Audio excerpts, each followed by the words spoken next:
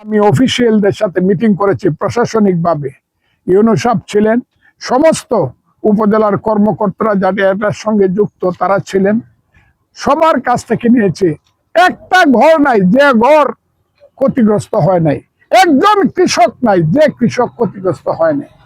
কাজে আজকে আমি সারা দিন ঘুরলাম।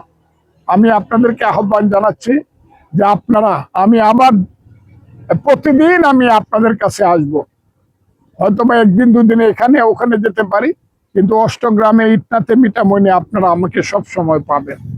এটা হইলো আমার কথা। আমি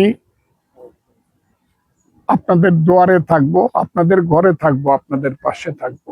নেতারা আছে তাদেরকে আমি বলে গেছি, তাদেরকে আমি অনুরোধ করি না, তারা সবাই আমার ছোট ভাইয়ের মতো, তাদেরকে আমি আহ্বান করে গেছি। সব আমার সমস্ত ইউনিয়নের নেতারা এসেছিল, থানার নেতারা সহ সবাইকে আমি আহ্বান করে গেছি। নিজের জন্য নয়, বাঁচতে হবে দেশের মানুষের জন্য। আমরা এই এলাকার মানুষকে বাঁচাবো। ইটনষ্টগ্রাম মিটামইনের দুর্ভিক্ষ পীড়িত মানুষ, দুর্যোগ পীড়িত মানুষ, গরিব মানুষ, সাধারণ মানুষকে এবং ক্ষতিগ্রস্ত মানুষকে আমরা বাঁচানোর চেষ্টা করব। এটাই হলো আমার কথা।